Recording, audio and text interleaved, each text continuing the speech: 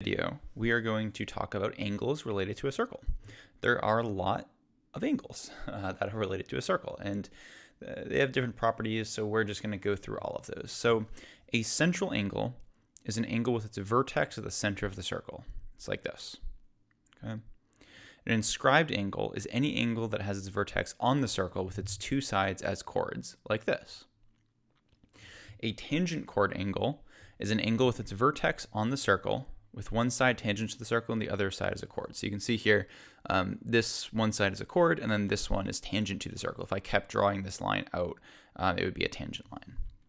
As it is, it's just a tangent segment.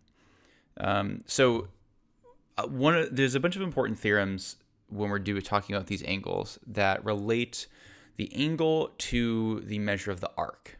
Okay, so the measure of an inscribed angle is half the measure of its intercepted arc. When we say intercepted arc, we mean this. So like if I'm talking about this angle here, then the intercepted arc is this. Okay.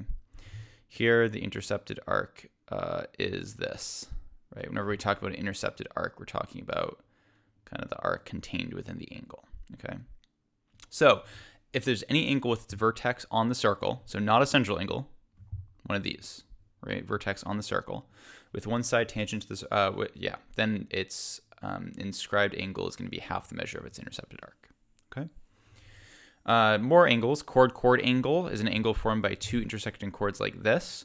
And the theorem that talks about chord angles is that the measure of a chord angle is half the sum of the measures of the arcs intercepted by the chord angle and its vertical angles, which is just the average. So basically, if I'm interested in this angle, then I'm going to find the average of this and this.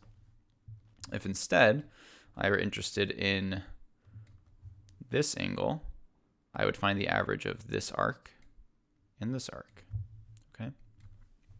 And then we have more angles. So we have a secant angle, which is built from two secant segments. We have a secant tangent angle, which is a secant and a tangent tangent angle, which is two tangents. So the theorem is the measure of any of these angles is half the difference of the measures of the intercepted arcs. Okay. So this, I would take the difference of this arc and divide it by 2. This one, I would take the difference between this arc and divide it by 2. Take the difference between this arc and the rest of the circle, this arc, and divide it by 2. Okay. So now we're just going to do a whole bunch of examples so you can kind of see how these apply to all the situations we're in. So let's look at this one. What kind of angle is this one? Well, let's look back at our set of things here. It's an angle with its vertex on the circle and two sides as chords. This is an inscribed angle. So where is it? Here we go. This is an inscribed angle. I know that an inscribed angle, I'm going to take half the measure of the arc to get the angle. So if this is 112, then this angle here, angle B, is just going to be half of that, right? So in that case, we're going to have 56 degrees.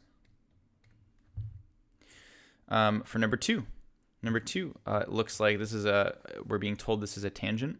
So we have a tangent and a chord. Right, so here I'm going to find angle DEF. If I know that DE, so this arc here is 80 degrees, and I want to find angle E. So this is, again, we're just going to do half. So half of 80 is 40, so this angle is 40 degrees because this is still an inscribed angle, right? Its vertex is on the circle, so it is an inscribed angle, and therefore we can just cut the arc in half to figure out what the angle is going to be. For number three looks to me like a secant angle, right? And I'm told that this here is 100 and this is 20. So I'm going to do 100 minus 20 divided by 2. 100 minus 20 is 80. 80 over 2 is 40, and I get 40 degrees, and that is the measure of angle A. Okay, remember for that whole set of 3 special kinds of angles right here, right? You do the difference and then cut it in half. Okay. Over here, I have a tangent and a secant. I know this arc is 100 degrees. This arc is 60 degrees. And I want to find this angle here. So I know there's 360 degrees in a circle. So if I need this piece of information to find it, because I know it's this minus this divided by 2. So this arc here needs to be 360 minus 60 minus 100, which is 200. So then I can do 200 minus 60 divided by 2. 200 minus 60 is 140, divided by 2 is 70, so this is 70 degrees. Okay.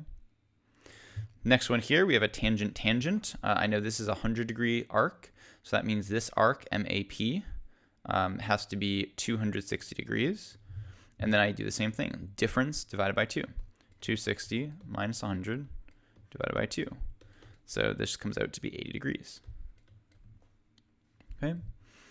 And then we go down here, and I have another secant. I'm told that AB is a diameter here, a diameter of circle P. BD, so that's this little minor arc here, is 20 degrees. And DE is 104 degrees. And I want to find angle C. So this one's a little more involved. We're going to start out, we're going to find the measure of arc EA. So EA is going to be 180 degrees, right? Because this is a semicircle, minus 104 minus 20. And that's going to give me 56 degrees. So here I had to remember the property of a semicircle. If this is a diameter, it's getting cut in half, right? So there's 180 degrees in the semicircle. So that's 56 degrees. And then once I have that, now I can do 56 minus 20 divided by 2, and that will give me 18 degrees. And that's the measure of angle C. Okay. So let's keep going. No point in slowing down here. For number 7, I want to find y. So this is a chord angle, and the measure of a chord angle is half the sum of the measures of the intercepted arc. So it's the average. So here, if I want to find y, what I'm actually going to do is I'm going to find this angle, and then I can just do 180 minus that to get y. Okay. So the measure of angle B, we'll call this like E, BEC. The measure of BEC is going to be equal to 1/2 of 29 degrees plus 47 degrees, which is equal to 38 degrees. And then that means that y is going to be 180 degrees minus 38 degrees, which is 142 degrees. Okay. Now we just are going to do a bunch here. If you feel like you're getting the hang of these, feel free to pause the video. Try 8ABC and 9ABC by yourselves. They're all pretty similar. So pause the video now if you want to try it, and then I'm going to keep going. So for 8A, I'm going to find x. So x is going to be equal to 88 plus 27 divided by 2, right? Chord angle. That's going to be 57.5 degrees. If I want to find angle y, that's going to be 57 minus 31 divided by 2, which is 13 degrees. For z here, tangent angle. So z is going to be 233 minus 127 divided by 2, which is 53 degrees. For x, we have another chord angle. Here, the thing that's changed is now x that we're solving for is on the arc and it's not on the angle. So that means that 21 plus x divided by 2 is equal to 72 degrees. So then I have to solve this equation for x. So we multiply both sides by 2. You get 144. Then you subtract 21, and you get that x is 123 degrees. Y, same idea here. We have to do 125 minus y equals, divided by 2, equals 32. So multiply by 2, we get 64. Multiply by 2, you get 64. Subtract 125, you get negative 61, but we have a negative sign here. So multiply both sides by negative 1, and you get y equals 61 degrees. And then finally for z, I know that half of z needs to be equal to 65 degrees. So that means that z must be equal to 130 degrees. Okay. So these ones, as long as you know the rules, you should be able to do them relatively quickly. There's nothing too involved or complicated here. We're going to go on to a tougher one now, where you'll have to think a little bit more rather than just apply the same formula 100 times. There's only 3, right? There's 3 ways to determine the measure, and you just have to make sure you keep in mind which one is which one goes with which, so then you can do it in a straightforward manner. All right, so here we go. We have this set up. I have a chord angle here, which is 24 degrees. Or sorry, secant, not chord, secant angle, 24 degrees. And then I have some lines connecting these points. This is 65 degrees. I want to find AB and CD, which are arcs. So that's X and Y. So what I'm going to do is I'm going to say, well, what do I know? I know that half of X plus Y has to be equal to 65 degrees. Okay. And that is because here I have a chord angle, right? 65 is my chord, 24 is my secant chord, secant. So I apply that, say, okay, well, the intercepted arcs are X and Y. So half the intercepted arcs should give me the angle here, 65 degrees. So that's going to be my first equation. But I can also set one up for 24 degrees, right? So here I can say 1/2 of X minus Y is 24 degrees.